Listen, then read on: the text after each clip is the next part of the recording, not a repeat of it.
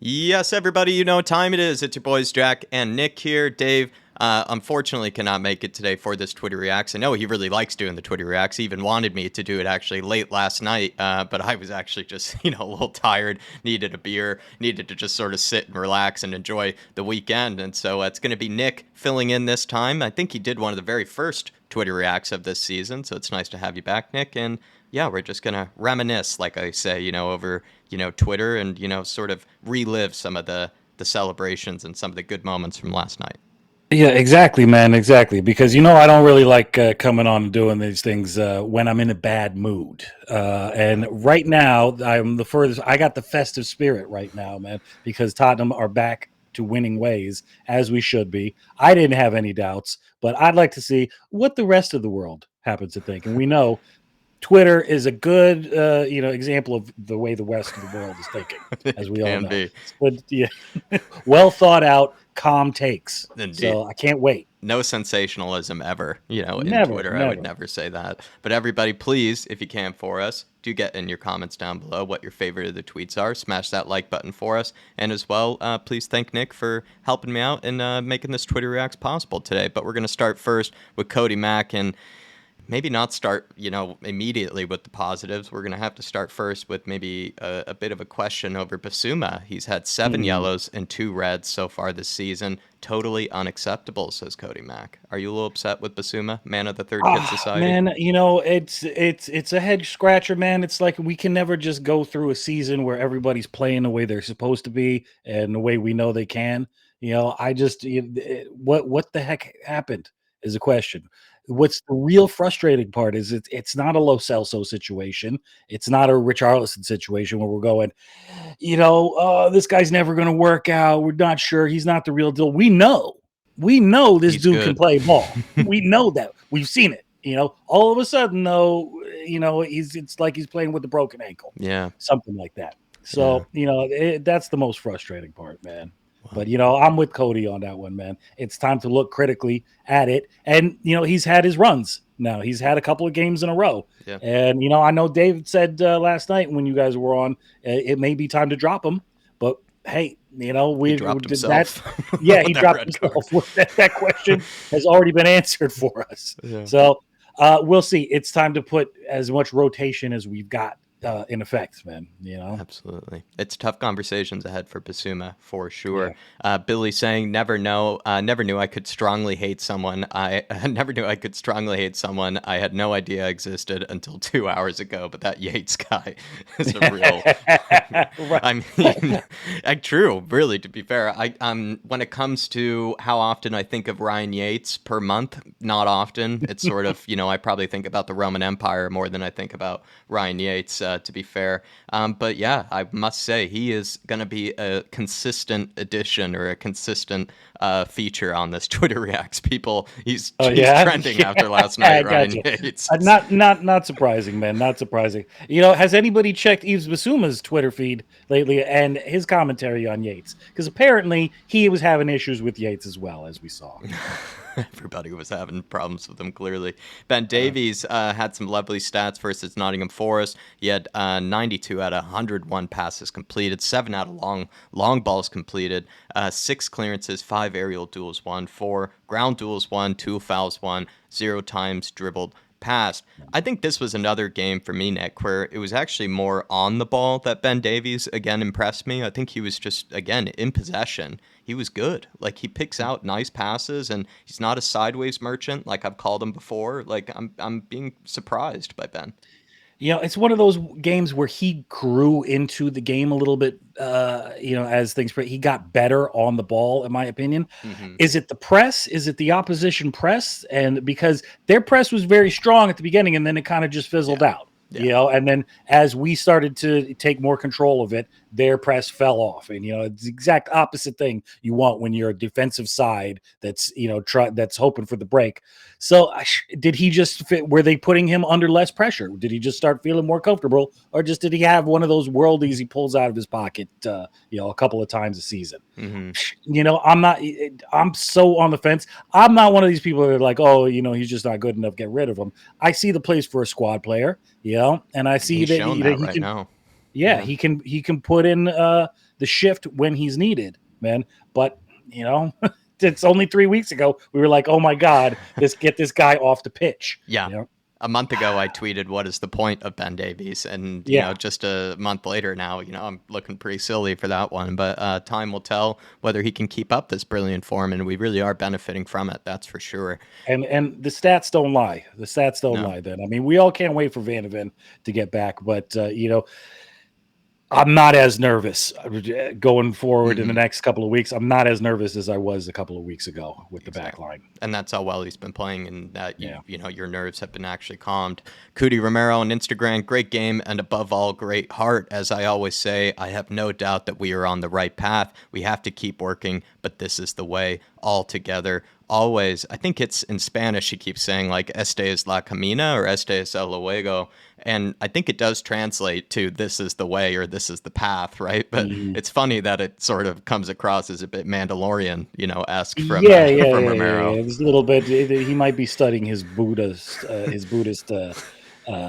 chants, something like that. I mean, it's something. Either that or who's ever running his Twitter feed is a very spiritual person.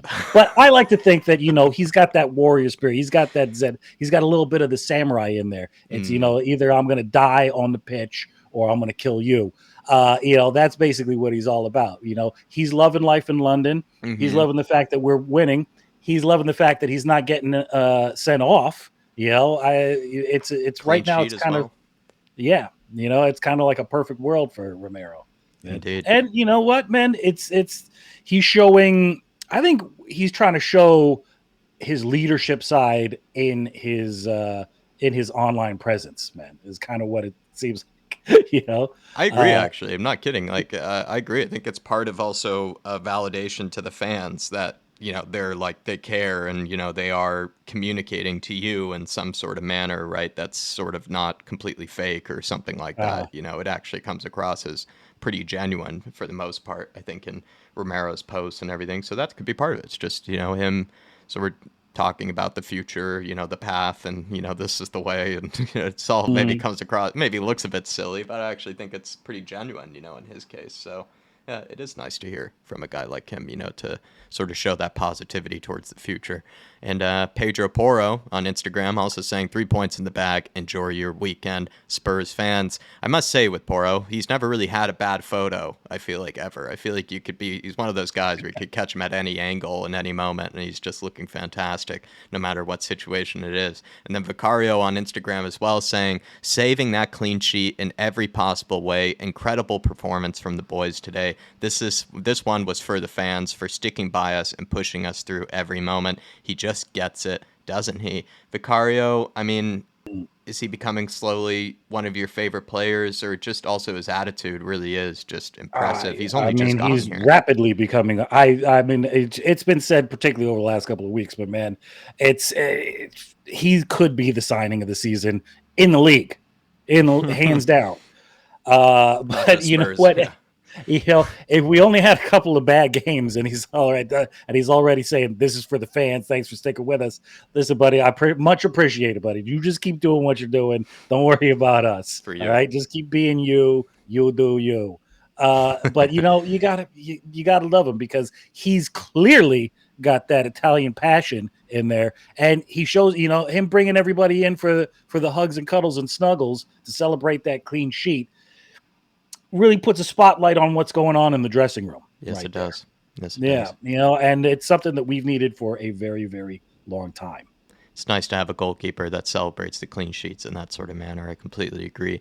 Craig O'Sullivan, the biggest Richie fan in the world, says the Richie we always wanted has arrived. It took a while, but now it's here, hitting like crack. This guy, by the way, tweets almost every single day about Richarlison. Like, he's a bigger Richie fan than even me or pretty much anybody else, I could say. This guy, when we're 3 days away from game day, he's tweeting, pigeon gifs and like stuff, ahead of it. He really is Richie's obsessed. One of those guys, man.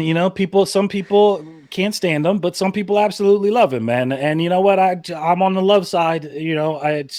I hated him when I first saw him at Wolves. I was like, what the hell is the look on this guy's face?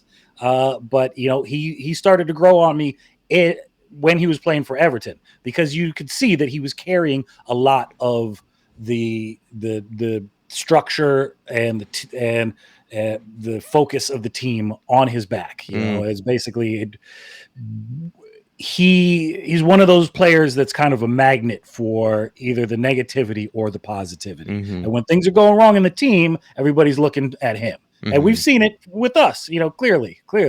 But you know, I happy and unintentionally Richarlison draws a lot of attention and a lot of sort of, you know, pressure, unintentionally or intentionally. He just seems to. Richarlison, I agree with you. Yeah. But what that leads to is if you see a happy Richarlison, that means things are right in the world for Tottenham Hotspur. And you know, big up to that guy, whoever his name was. I totally forgot who you just said. Craig O'Sullivan. He's a for big sticking Richie with fan. him, because I'm one of the, as much as I love Richarlison, I was like, all right, you know, it's just not working. You know, time's up. But you know, if there is this post-surgical redemption arc that we've now seen through the top, hey, why doesn't everybody get surgery? You know, even if you got a hangnail, I don't know, you know, you got something, you got a little scar in your leg you picked up when you were 5. Everybody get a little Don't surgery. postpone See it. if that brings it together. We might win the Champions League. Get her done. Don't postpone that surgery. Just get them done. Operate, please. You know, you'll save yourself. Big up to Craig O'Sullivan, though. He's been being very patient on the Richie, and now he's on cloud 9 for the past few weeks. Billy saying, I praise God every day that this guy is our goalkeeper. I am not worthy of his majesty. Every second in his presence is worth an eternity of thanks. I will dedicate the rest of my life in honoring him. I wrote underneath that, actually, before you praise and thank the Vicario, you must first praise and thank this man. And I sent a gif of Paratici, you know, walking up to receive. Yeah, the Don. I think that's how it works. I think you got it. It's almost, you know, in the name of the Father and the Son and the Holy Spirit. I think, you know, it's almost in the case of Paratici, he's probably the Holy Spirit, you know, in this whole Without situation. Or he's the Without Father. I'm not sure. I mean, I've been a big backer of him, you know, even when people were taking the piss out of his legal troubles. But listen, man, the Don cooks. The Don gets in trouble with the law because that's what the Don does. You know, Sometimes he cooks too much. It's just you look at his work over the past 18 months. If you can really call it his work, which I think we all can, you know, he is just playing worldies. Yeah. Worldies lately. Yeah, definitely. Yeah. And Johnny H says a big round of applause and huge credit due to Ben Davies tonight. He was absolutely superb again for Spurs. He looked so calm while Romero and Basuma charged in. He was so composed when we went down to 10 and has improved him, no doubt. He's proved many fans wrong. Here's my thing. I don't know if he's proved many fans wrong, but maybe at the moment he's proving some fans wrong, because I just feel like I love recency bias, believe me. You know, it flows, you know, like the tides, you know, back and forth between, you know, is he good? Is he not good? Is he ready for Spurs? Is he not ready? Is he good enough for the squad? Is he not good enough? All these sort of questions can go so back and forth with so many players, but with Davies at the moment, you just have to, if you're a critic like myself, I think you have to put your hands up really and just sort of take it, you know, as it is. Right now, he's playing absolutely out of his skin. He's playing so well that it's probably leading to us getting, you know, this sort of run of form. And if he keeps playing this way, I think we'll keep winning games. So I just hope that it continues. But believe me, I've been here before with Ben Davies, where I started to think maybe he was turning, you know, kind of a page, and he started to look like maybe a better player than I made him out to be. And then all of a sudden he drops an absolute stinker and an absolute howler. So it's hard to know. And I've also seen this guy struggle against an Armenian defense, you know, just recently. So at the moment, we'll see how Ben Davies goes from here. But like I said, that's true, man. Looking to be proven wrong. Looking to be proven wrong. Yeah, and I can't disagree with you, but you know, you tend to be, as a player or in any kind of a team situation, you tend to be as good as those around you. And I think that when he feels confident in the people to his left and to his right, he plays a lot better. It gives him a lot of more mental freedom. You can kind of see that, you know. He does have better players around him than he would for the Wales team or than he did in the past with Dyer, Lloris, etc. This is a fair point. Yeah. And David Harris, the other David Harris, the one down under, says, I'm not one for conspiracy theories, as I once remarked to a bloke called Lee Harvey Oswald sitting on a window ledge with a rifle in Dallas in 1962. Since first Liverpool non-replayed game of this season, we haven't got one decision from a ref who's happy to let the teams kick the shit out of us. Are you also on the agenda now sort of a game, and I mentioned it in the watch along. I felt like Spurs had gotten so much luck in that game versus Liverpool that we almost used it all up, and for the rest of the season, we weren't going to ever get a single call ever again. So are you joining the conspiracy theorists? You know that I love, I love a little C theory on the low, man. But I'll put it this way: my son, 7 years old, he barely understands the offside rule. It's like explaining algebra to a 7-year-old, but he kind of gets it. But even he knew that dude was offside. What the point of spending that much time drawing a line? Everybody could see he was offside. And he goes, that guy's offside. He doesn't even know what offside is, and he knew that guy was offside. They were doing everything they could to maybe, possibly see if he had our defenders had pinky on side and were holding him. No, you know what? Something was going on there where they were trying as hard as they could to give that goal. That's all I'm saying. I'm going to leave it right there. Maybe adults overthink things, and we just need more children in the VAR room because they might look at it a bit more simply than how the adults might. The adults probably just overthink it, in every situation, which perhaps possibly we need some. Possibly. It's maybe we need fewer children. Maybe we need to stop having hormonal teenagers running the VAR room. I don't know. I'm not really sure. These are questions that are beyond our pay grade, I'm afraid. Must be teenage. But we're going to sit here and complain about them. Teenage interns in the VAR room. Cootie Romero, I think we got to that one. Nabil N17 saying people complaining about the ref being bad. The ref tonight could lace this guy's boots. I think that was right from the African Cup of Nations, the guy that blew it up like 6 minutes early before even out of time or anything like that. It's definitely, pick your poison of those referees for sure. Trevor Basuma saying, haven't seen Ange Postecoglou go right up to the away end and pump his fist before. He knows that's a big win. What a job he is doing. Give him whatever he wants. That's nice to hear, and that's nice to see. And we don't get that sort of perspective, right? Being all the way over here across the pond. It's nice to hear that. Yeah. And the way the players and the manager react and interact with the away support, is something, as you said, we don't really get to feel, but it's extremely powerful to those people who are there. And I think that's one of those things that really affects the players that we don't get a closer look at or an in-depth feeling of. This is also one of those grounds and those fixtures that we've dropped the ball on in recent history. Moving on to SW Spurs, and he's saying this is a new entry to the SW shit list. And like I said, Ryan Yates, I think he's all of a sudden, everybody's new favorite hated player. And probably nobody ever gave a single thought or a single minute moments of thought to Ryan Yates until now. And he's probably one of the most trending players around football at this moment in time. Billy saying that Juve dude not deleting the Kulu and Bentancur tweet is a serious move. I respect that chaotic energy. I think it's the Kulu and, I think it's the Juve rejects, sort of a connotation that he's referring to. And anybody who maybe still stands by that, I also, definitely respect that sort of chaotic energy. And Alex saying, people talk about the saves. I'm on about the sweeping and the possession stuff. Imagine Lloris in this team. It would be so bad. Well, the Euro expert finally on something that I've been saying for probably over 3 years when it comes to the goalkeeper position. I have felt that the game is ever changing. It's becoming pretty much almost imperative that your goalkeeper has to be decent with his feet. I think he usually needs to be better with his feet than decent. But nowadays, you can't be anything less than decent because you get exposed for it because teams will press you all the way to the goalkeeper, whether you like it or not. You could go long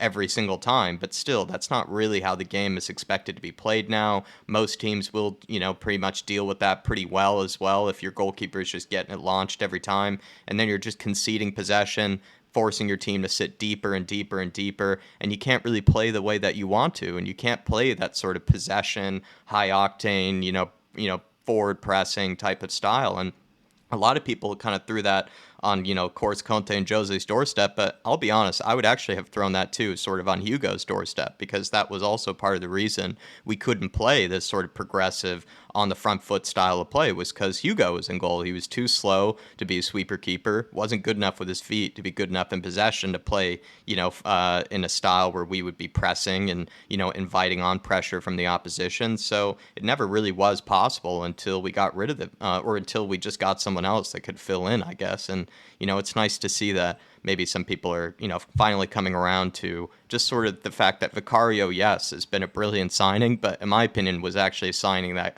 kind of needed to happen 2 or 3 years ago. And I'm glad that he's here now. But believe me, we needed somebody like this for a while, in my opinion. Well, you take a look at the most progressive managers, Klopp, Pep, they've known this for years now. They've known that you need a goalkeeper that's good with his feet, that's confident, that can be part of the attack, not only save well. Lloris represents kind of the old guard in many, many senses. Yes, he's a World Cup winner. Yes, he's made some great saves. He's been a good servant to the club, but the game has moved into a new era. And we can hold on to what's worked in the past, but we're going to get passed by. And we've seen that over the last couple of seasons. Vicario is just such a breath of fresh air, man. Yeah. Such a breath of fresh air, man. I just, without a doubt, you're going to see a big Vic kit back there in the new year. 100%. And I think absolutely, man. And I hope that he's with us for a good long time. People have been talking about $100 million keeper. Absolutely. Right now, when you look at the field, I mean, within a couple of years, he could probably go for something in that above 80 without a doubt. But what he is going to earn you in wins and position over an 8-year scope, man, is priceless. Yeah. You cannot put a number on that. Forget $100 million. I wouldn't sell that guy right now for anything. And Alejo believes this is his new compilation reel, actually, from the last game. And prepare yourself for this one. Yeah. Prepare yourself. I mean, this is just up there with one of the best I've seen.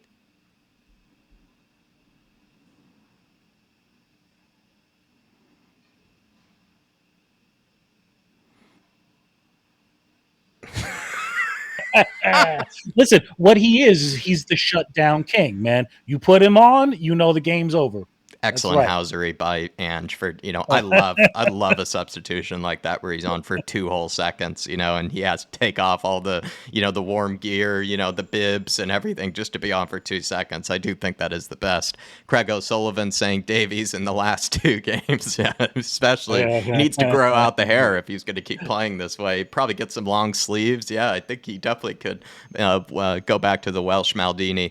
Billy saying we were in the trenches last year. What the hell? He's looking at our team from last season, and we had Sessegnon, Longley, Dyer, and Sanchez and Doherty at one stage as a back 5 with Forster in there. And I even wrote in the comments to Billy, I said, funny enough, it was actually worse than that when you threw Hugo in goal, because Forster was actually better than Hugo last season. We even, jokingly said that the season was so bad that Forster was almost a decent case for, maybe the signing of the season. That's how bad it was for all of us. So, man, that is really, that's a wake-up call right there, because I didn't actually even believe that was the last year who we had in the back line. Wow. What a difference a year makes. It's like looking at yourself, back in high school or middle school or something. Yeah, like, what kind of haircut do you call that? Yeah. What was I doing? Jay saying Ryan Yates stat tonight: 6 fouls committed, 2 times waving imaginary cards to get players booked, yellow carded 0 times. It is amazing that he never got carded once, actually. I mean, fair is fair. We had our own red card and, maybe a yellow card in, maybe some other cases, but I don't know, like, it is amazing that he never got anything himself. Billy saying a right touch winning on a Friday night, whole weekend of football that can't possibly be ruined. Lovely. Very good to see, Billy, and I'm looking forward to seeing what the scores are right now once we finish up with this one. Tobes, touchline, Franca says ridiculous booking that sees him suspended for essentially a shoulder barge in a 50-50. Again, that ref needs after his... let's just see it again here. Gosh, and it's barely, when they do the close up of it, it's barely a shoulder barge, man. forget the Spurs agenda. Is there an Udogie agenda? I think every referee absolutely hates this guy. That's my have they thinking. had a meeting about him? Have they said, all right, listen, this guy's really good, but he's too young. We can't let him get away with all this nonsense. We're going to have to put him in his place. I don't know what's up, but it's like never gets a call for himself, always gets calls against him. And, but hey, he's young enough where he's going to develop a tolerance to that, and he's going to be able to work around it. And this Yates dude, man, there's a way to announce yourself, and there's ways not to announce yourself. I mean, hey, you want to get in the spotlight, good job, well done. You better have a very good press agent, and you better have very thick skin, my man, because it's going to be a tough career if you keep it up like that. He must be jealous of all the attention Matty Cash must be getting, over the past few over the past few weeks. Mickey Hazard, it's not today these sending offs will hurt us. It's future games. We are already without some of our best players. Let's not lose any more. We can achieve this season, but let's not sabotage ourselves. Great 3 points under the circumstances, though. Big up to Mickey Hazard. And I could see where he's coming from, that's sort of sabotaging ourselves, yes. But also, it's been really reckless from us at times, but then in other occasions, I've been sort of scratching my head, on that sort of like, geez, it feels like no other team would get that sort of second yellow, and no other team would get, that sort of initial yellow card. Because somebody, even the accumulation, that like Udogie had, for example, seems very harsh and very unfair. In Basuma's case, not so harsh, not so unfair. In Romero's case from the Chelsea game, personally, thought that was actually more on kind of the harsh side when I look at a lot of the other challenges that even happened in general around that weekend. So it's a bit of a mixed bag with Spurs, where I think, like, yes, we have been sort of making it harder on ourselves, but also I think we haven't exactly been helped out much by the referees, in certain cases either. Big up to Mickey Hazard. And then Digital Spurs singing he left because you're shit to the team that just bought your best player is an interesting choice. I mean, salt, is sprinkled onto every loss, every defeat, certainly. I don't blame him for feeling a little bit hard done by, but listen, that's what you get. Did somebody tell somebody else to sharpen up the elbows and put one on Johnson to take him out the game earlier? I don't know. I don't know if that's part of it, but hey, Forrest, cry a little bit more, move on. It's another. Yeah, just I don't know. I think they're just. It seems like it's just classic football tribalism and housery, and maybe they should realize that we actually did buy their best player. Everybody, Spurs fans, this is what we'll be doing. Have you seen this before? No. Am I getting ready for the cringe face? Oh yes.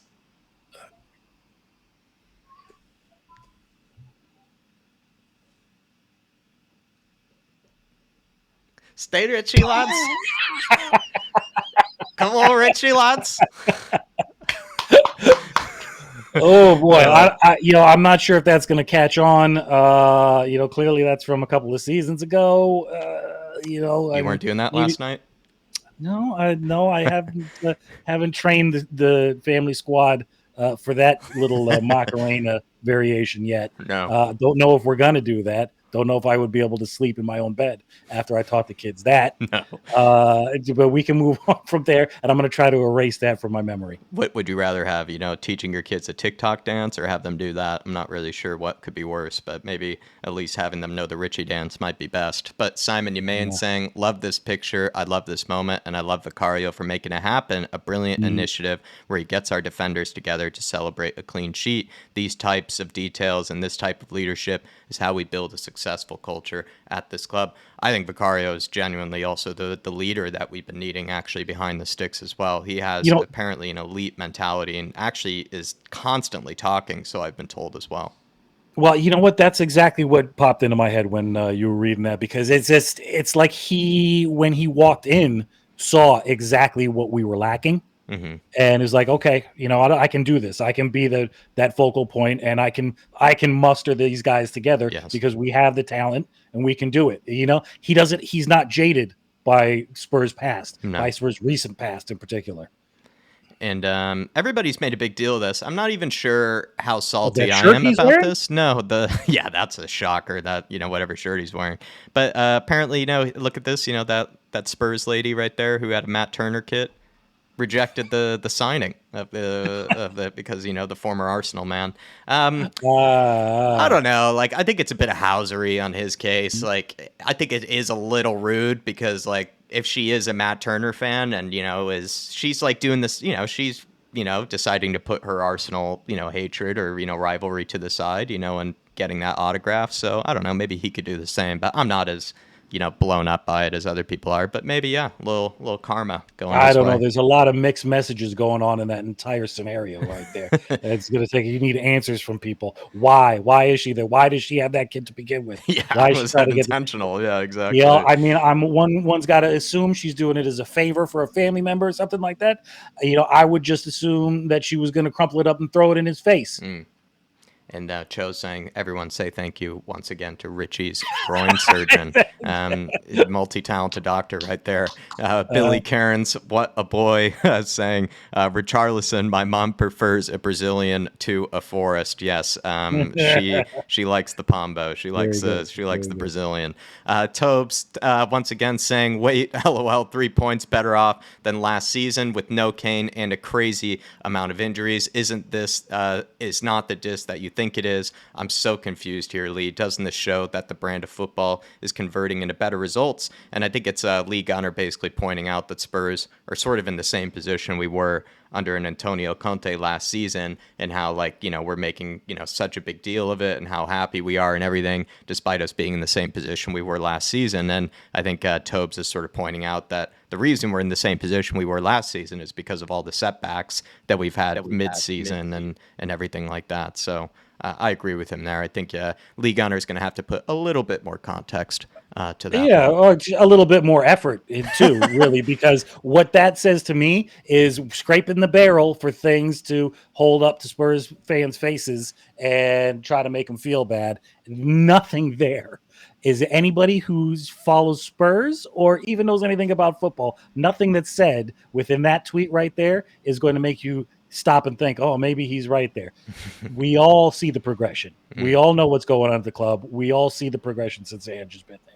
This is just, let me pull something out of my ass and see if it sticks on the wall. I also do find it funny how much people take rival fans seriously when it comes to what their own opinion should be. It's like, I don't think you should always, listen to an Arsenal fan of how you should feel about Spurs. Like, I'm pretty sure they want you to feel bad about your club, and they want you to, they want you Of to know, course. like, sometimes I think that gets missed. Prof Spurs saying, I maintain that all big controversies suck up all the oxygen, but the real scandal is arbitrary yellow carding when it happens and when it doesn't. Our players are being battered every single week. That's what I agree True. with. And that's what Yeah, these 100%. random yellow cards, right? That just seem to happen with no context and against the run of play as well. It's like his first foul or his first challenge too sometimes, and we'll see a guy be given a yellow card, and then someone like Ryan Yates or Matty Cash, who's fouled and taken down every player on the pitch, is still walking scotch-free. It does feel a bit, that's where it gets confusing, and that's where it gets frustrating. I agree with that. And then Harsh Mishra saying Ben Davies showed what a center back should do against a low block: carry the ball into space and in front of you, attract a player from the low block, find the wide player, and repeat. I mean, some of those passes that, you can see him playing in the green there, and a lot of those went directly to Sonny, right? And what was nice about that is he wasn't just giving it to someone who was right next to Sonny to then give it to Sonny. He just bypassed that player and would just zip it right into Sonny and almost speed it up a little bit. That's what I like Yeah. about Davies. He sped it up a bit. Well, and that's his job. And I'm assuming that that's direct instruction from Ange. It's like, go with the confidence. Take your first instinct, go with that, and make sure it's correct. Make sure that your pass is correct. Don't stop. Don't do a Dyer. Don't sit back and look around and go, oh, I got no options, and then turn around and send it back to the goalkeeper. See where your players are in front of you and make something happen with that, man. Yeah, completely agree. Big up, Harsh. And as well as like what you pointed out with your kiddo. Took them 5 minutes to call this offside. Come They on, should have just got man. him in, to help him out. They should just brought in, like we said, maybe they do need some they do need some teenage interns to help him out. Carly T says Ange walking in behind Dyer and makes that face. What a comedian. I love a good eyebrow raise. I'm a bit of an eyebrow raiser. I like a good eyebrow raise, Yeah. That's sort of my thing as well. Big up to Carly T pointing that out. Trevor Basuma saying $19 million, and I feel like we should send Empoli more money. He is ridiculous. Have you ever walked into a store and felt like you were ripping them off and they weren't ripping you off? Listen, they at least deserve a Christmas card and maybe like some Werther's Originals or something like that. A little bit of extra from Daniel Levy. Yeah. But yeah. It's a steal at 19 mil. Yeah, maybe some classy Lindt chocolate or something like that send their way. And then last but not least, Yves Bissouma before that Luton game.